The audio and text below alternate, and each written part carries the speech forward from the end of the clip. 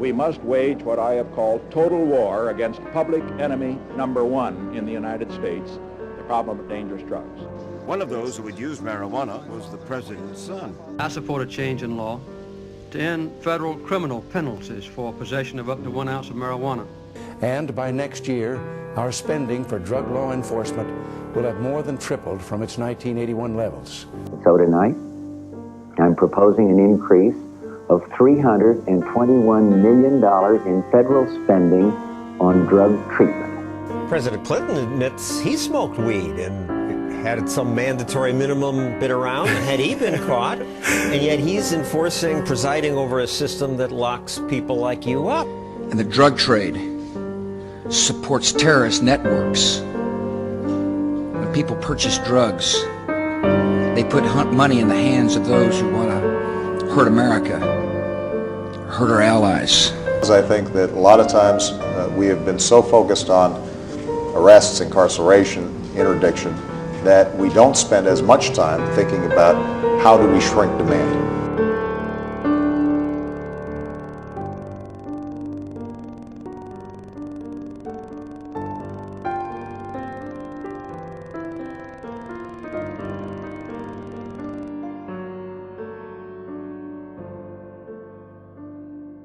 Since its declaration during the Nixon presidency, the war on drugs has become largely distorted.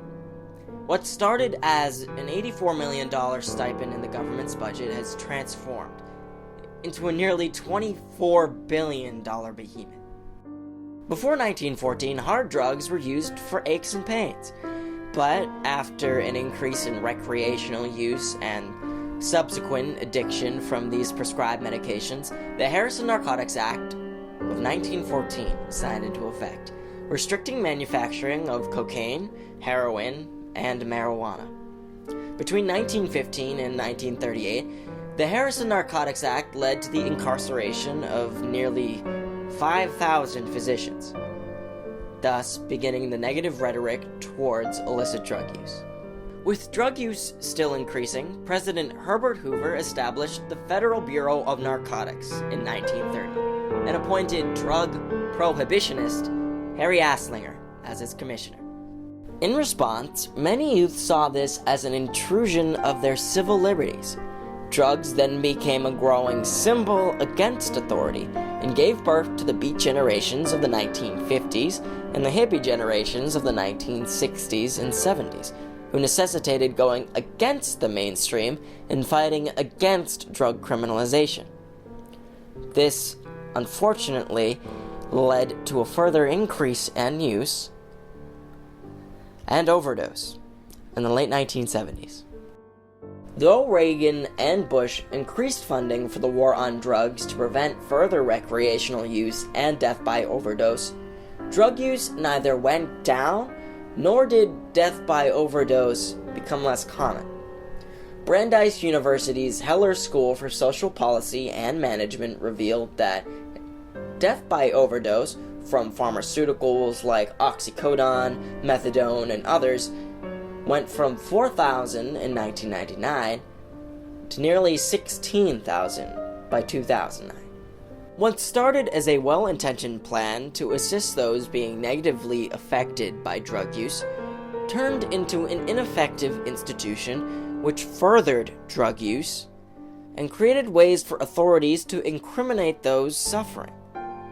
Today we will look at two major aspects of why the war on drugs has performed poorly and what you should take away from the errors.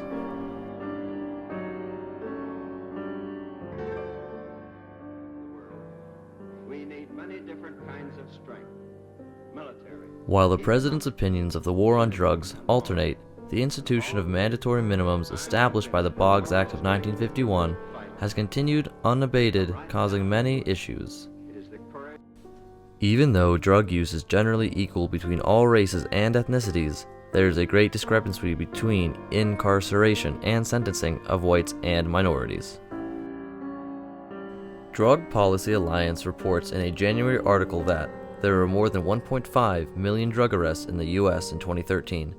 The article furthers that although blacks constitute only 13% of the U.S. population, approximately 30% are arrested for drug violations and 40% are then incarcerated for said violations.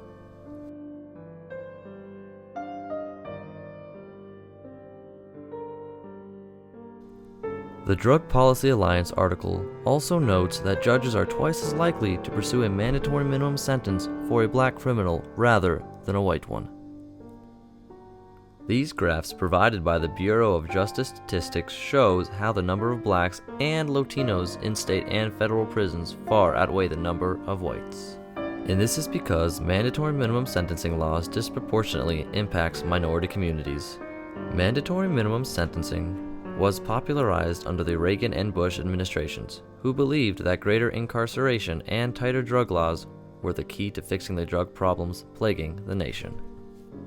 Once Reagan became president in 1980, he emphasized the incarceration of drug abusers and paid little service to his predecessor's ideas of decriminalization. Because of this, arrests and incarceration skyrocketed to hundreds of thousands and only kept increasing into the millions until just last year. For communities of color, this destroys the stability of the family. The Drug Policy Alliance reveals that 2.7 million children are growing with either one or both parents incarcerated for drug crimes. Blacks and Latinos are facing the brunt of these incarcerations, as the article furthers 1 in 9 black children have an incarcerated parent, compared to 1 in 28 Latinos and 1 in 57 whites. Next, we will discuss harm reduction, a possible alternative to the current drug war regime regulations, and how the federal government could transition to in their approach on drug use. Harm reduction, as defined by the Harm Reduction Coalition, is a set of practical strategies and ideas aimed at reducing negative consequences associated with drug use. In addition, it is also a movement for social justice built on a belief in and respect for the rights of people who use drugs. In contrast to mandatory minimums, harm reduction promotes safe drug use. Proponents of harm reduction view drug use as a natural part of life, and therefore works for the drug user to provide safe and less harmful ways for them to use drugs. If the federal government provided services with harm reduction in mind, rather than the status quo, we would not only see a drop in overall death from accidental overdose, but we would see a decrease in drug use overall. The graph provided by the Washington Post displays the decline of drug use by high school students since 1992. Since the Bush presidency, we have seen a downward trend in teen drug use due to the government placing less of an emphasis on punishment and emphasizing safe drug use. Young adults are less likely to use drugs as we have disassociated it as a form of rebellion. Though harm reduction and decriminalization of illicit drugs has proved to decrease use, there is still the question of what decriminalization will do to those who are addicted to more lethal drugs such as heroin and cocaine. In a qualitative study of illicit drug users in the National Drug and Alcohol Research Center found that there was a large support for change to the legal status of heroin. As a society, we will need to address where the line will be drawn in terms of how far harm reduction's philosophy is to be implemented in our nation's drug laws. In conclusion, harm reduction provides a safer and more inclusive alternative to mandatory minimum sentencing, but we should be aware of its limitations as well as its benefits. Today we set out to further inform you on how the war on drugs has become distorted through examining mandatory minimum sentencing laws and harm reduction. We implore you to take the next step and inform others. To do this, tweet out #DistortedWar with something you learned today.